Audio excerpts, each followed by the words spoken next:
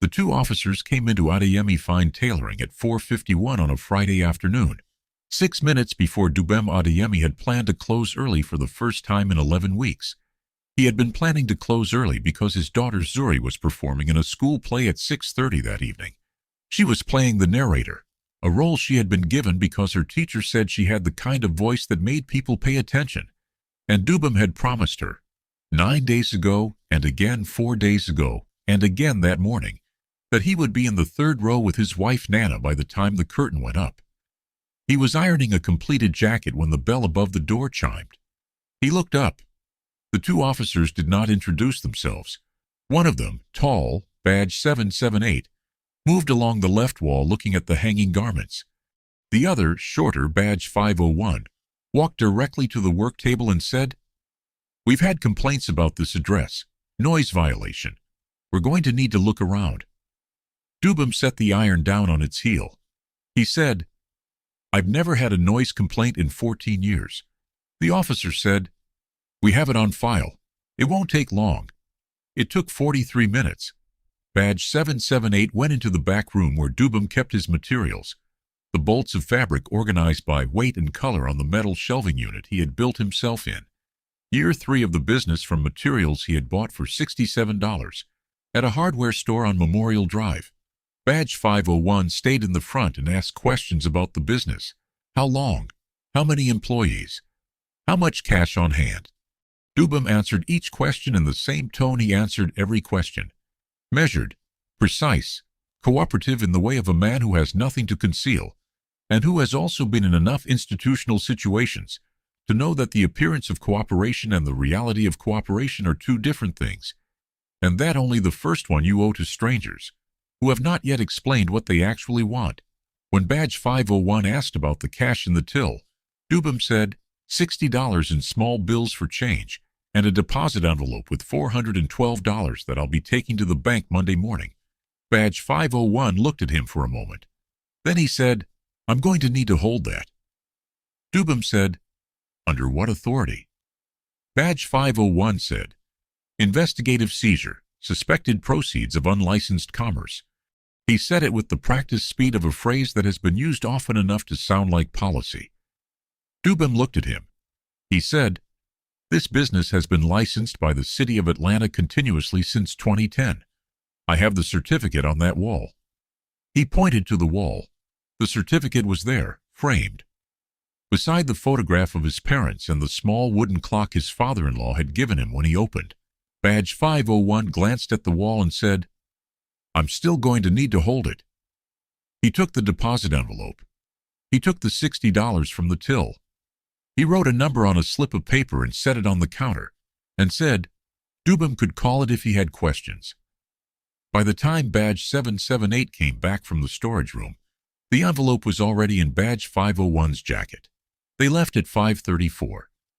Dubem stood behind his counter for a moment without moving. The slip of paper was on the counter. He picked it up and looked at it. It was not a precinct number. It was not a department number. It was a number with a 404 area code and no extension, and no identifying prefix. He set it down. Then he picked up his phone and called Nana, and said he was going to be late, that something had happened, and that he was sorry, and that he would explain at home. Nana said, "Zuri's going to ask." Dubem said, "I know. Tell her I'm trying to get there." There was a pause on the line, not empty, the kind that contains something both people already know and neither person needs to say. And then Nana said, "Okay." He locked the front door. He turned off the front lights. The shop in the near dark had the quality it always had at the end of a working day. The smell of pressed cloth and warm metal. The hanging shapes of finished garments along the left wall. The low hum of the compressor cycling off. He stood in it for a moment. Then he sat down in the chair by the work table. He did not sit there long. He had a specific way of responding to problems. He gathered the exact information available to him, determined what he could verify and what he could not, and then he began to work. It was the way he had approached every problem for the past 16 years, first as a staff accountant, then as a licensed forensic examiner, then as a supervisory special agent with the Financial Crimes Enforcement Network, working out of an office in Washington that most people had never heard of in a division that most people would not believe existed until they needed it to.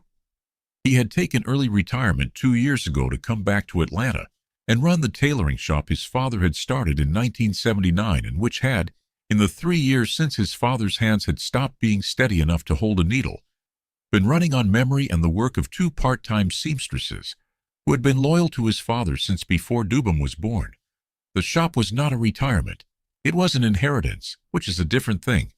He ran it with the same precision he had brought to financial investigations, the same organized records, the same attention to documentation, the same calm understanding that the most dangerous thing you can do in any situation involving an institution is assume the institution is operating in good faith before you have evidence that it is. He had no evidence of that. He had a slip of paper with an unverifiable phone number and $472 missing from his till. Dubem Adeyemi had been born in 1969 in Lagos, Nigeria, the eldest son of a master tailor named Chukwuemeka, who had learned his craft from a British-trained cutter in Surulere, and who had immigrated to Atlanta in 1977 with 2 sewing machines, a trunk of hand tools, and the name of one man in the city who had promised him a market. The shop had been on Auburn Avenue for 11 years, before Chukwuemeka moved it to its current location on Flat Shoals Avenue in 1990, to a space with better light and a back room large enough to hang completed work without crowding. Dubem had grown up in the shop, had swept floors on Saturday mornings, threaded bobbins before he could read, learned to press a seam before he learned long division.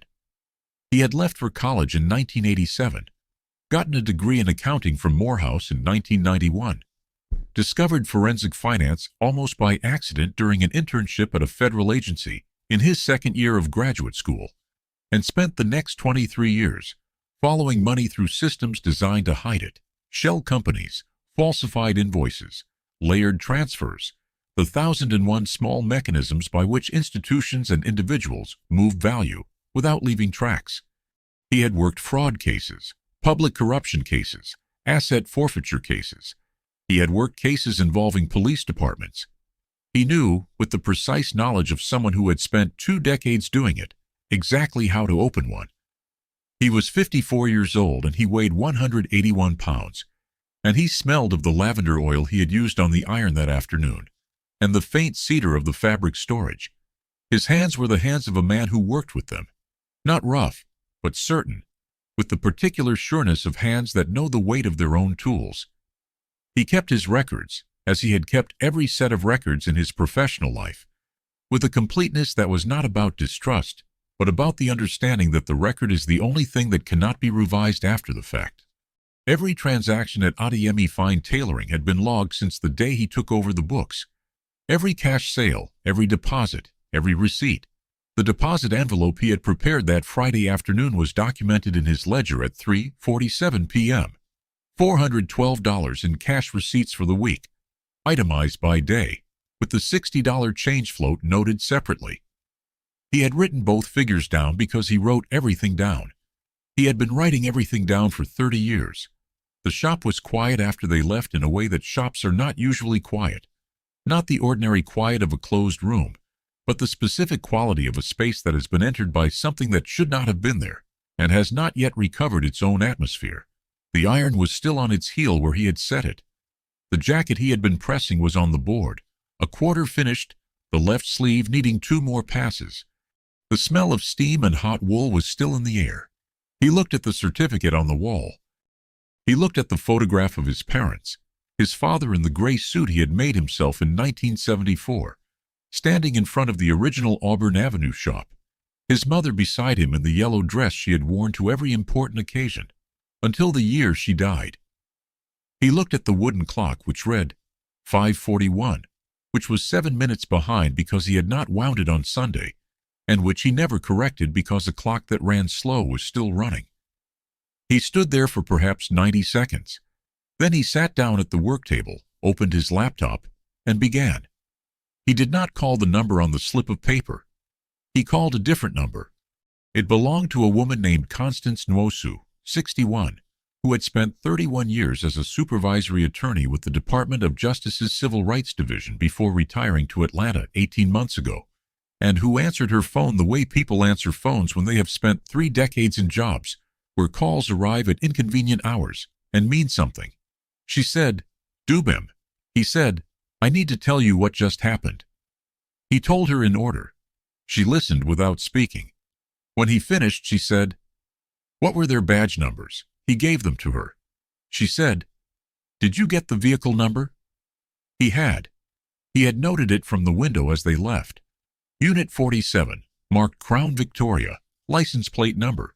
She was quiet for a moment, and then she said, "I know someone at the Office of Inspector General for the Atlanta PD. I want to make a call before you do anything." Dubem said, "Make the call. I'll be documenting in the meantime." She said, "I know you will." She paused. "How much did they take?" He said, $472. She said, "Dubem, I'm sorry." He said, $472 that I can account for to the penny. That's not a loss. That's evidence. If this story is already making your blood warm, subscribe now, because what Dubem does next is something those 2 officers were never going to see coming. He spent the next hour at the work table with his laptop and his ledger. He compiled the documentation in the order it would be needed: the business license, the current year tax filings, the daily cash log for the preceding 8 weeks, the photographs he had taken of the deposit envelope before sealing it. He photographed every deposit envelope, had done so since year 2 of running the shop, a habit so ingrained it required no thought. And the note he had written in his logbook at 5:36 p.m. Officers, badge numbers, 778 and 501, Unit 47, entered premises 4:51 p.m. Stated basis: noise complaint. No documentation presented for complaint. Seized cash from till and deposit envelope, totaling $472. Left slip of paper with unverified phone number. No receipt issued for seizure. No case number given.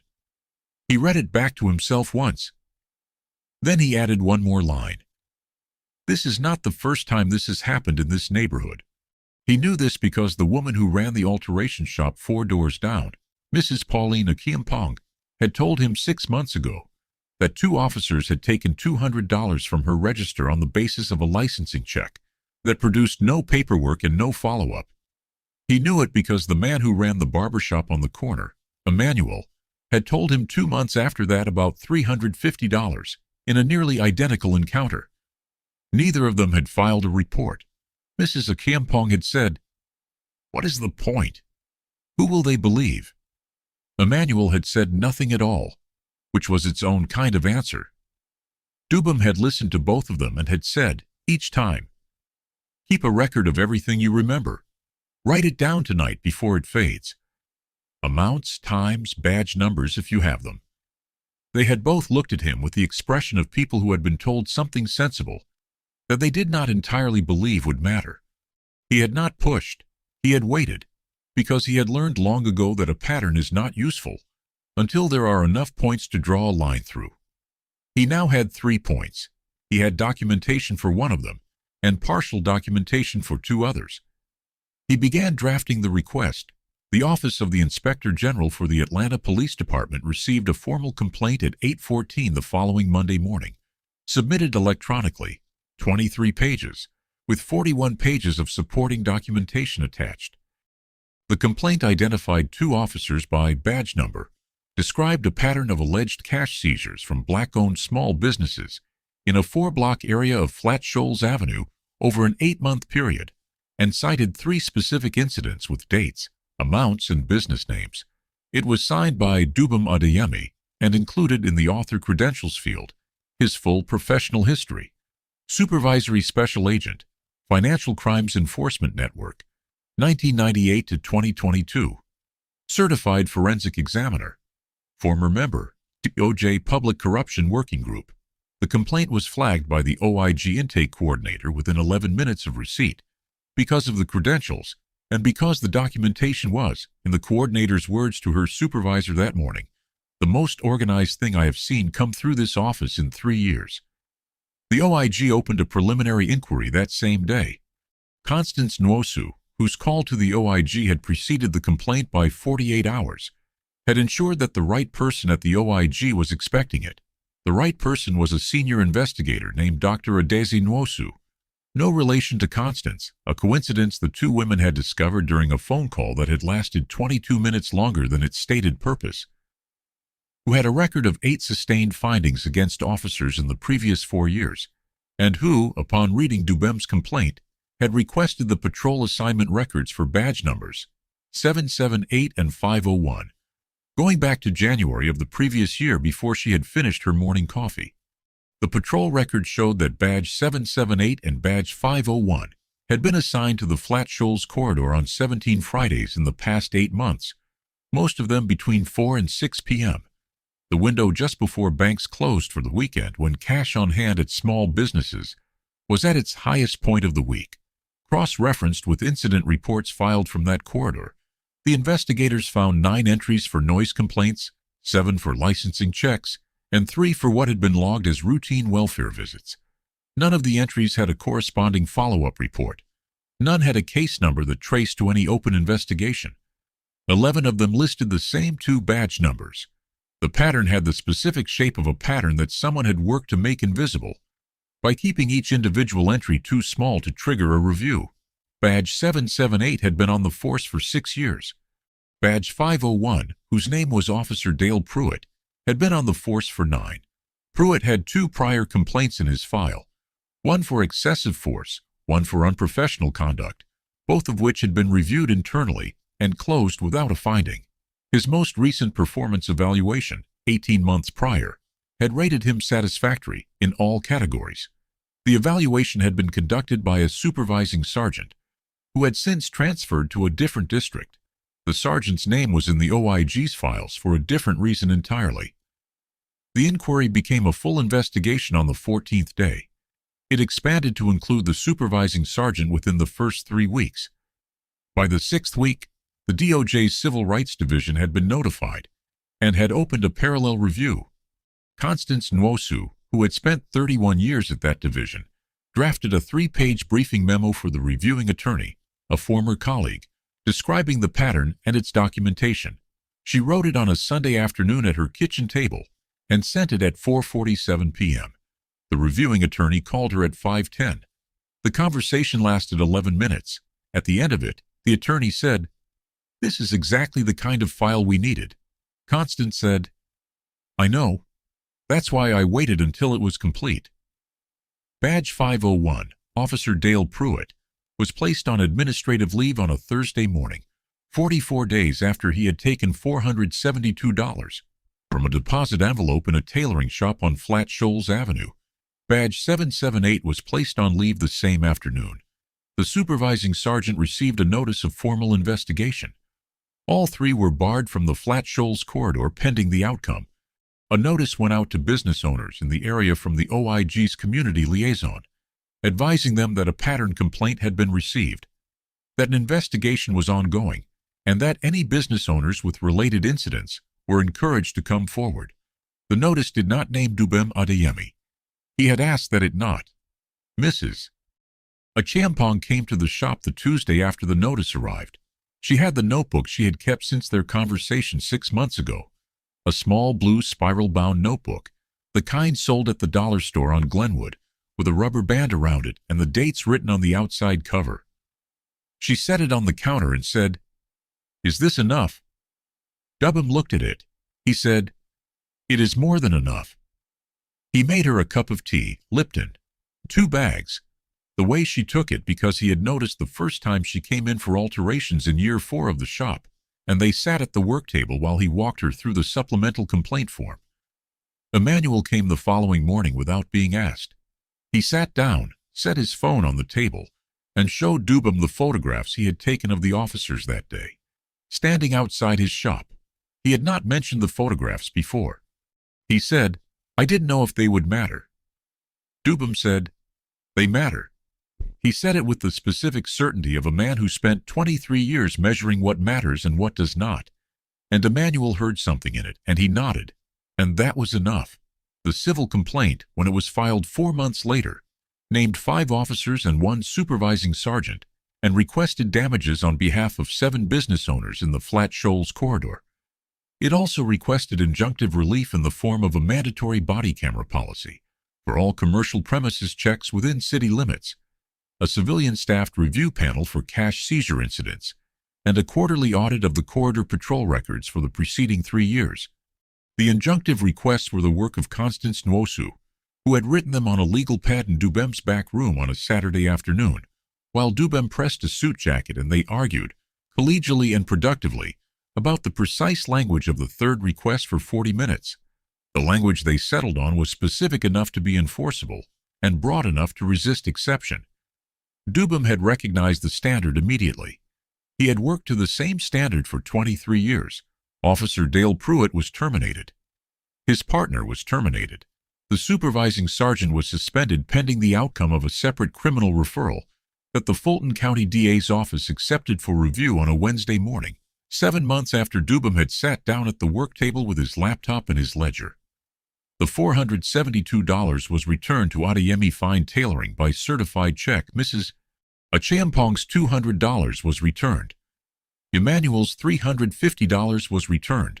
The 4 other business owners whose supplemental complaints had been verified received restitution in amounts totaling $1,840. Every dollar was documented, as every dollar had always been documented, by the man who had made the case. The corridor patrol policy was restructured within 60 days of the civil settlement. The first civilian-staffed audit panel convened 8 months later in the community room of the library on Flat Shoals Avenue, 3 blocks from Adeyemi Fine Tailoring. Dubem was at the shop that morning. He had opened at 7:15, which was not his stated opening time, but was when he arrived, because there was always something that needed doing before the door unlocked. He was pressing a wedding coat for a customer whose fitting had been that Wednesday, a young man named Kolade, who was getting married in 11 days, and who had been so nervous at the fitting that Dubem had made him sit down with a glass of water, and had told him, while adjusting the left shoulder, that the coat was going to hold. He had meant the coat. He might have meant something else. Kolade had laughed, a short, surprised laugh, and then his shoulders had come down from around his ears, and the rest of the fitting had gone smoothly. He pressed the coat and hung it and checked the ticket, and moved on to the next piece. Through the front window the October light came in at the angle that, at this time of year, hit the framed certificate on the wall and the photograph of his parents and the small wooden clock, and made them all briefly gold. He had noticed this angle every October for 14 years. He had never mentioned it to anyone. Some things you keep because they are yours, and what is yours does not need to be explained. There are people who steal from us not because they need the money, but because they believe we won't know what to do without it. They believe that $472 is enough. Enough to confuse, to discourage, to send a person home tired and quiet, and less certain that the building they built is really theirs. What they cannot account for is the person who spent 23 years learning to follow money through systems designed to erase it, who knows that every transaction leaves a trace, that every pattern has a shape, that the only thing required to make the invisible visible is the discipline to document it completely. You cannot steal from someone who already knows what you took, how you took it, and exactly where it needs to go next to become the thing that ends you. What would you do if someone took something small from you? Not small enough to ignore, but small enough that they thought you would? Would you call the number on the slip of paper? Or would you open the ledger? Leave your answer in the comments. I really want to read it. Subscribe for more stories about hidden strength, quiet power, and the people the world overlooks until they change everything. I'll see you in the next one.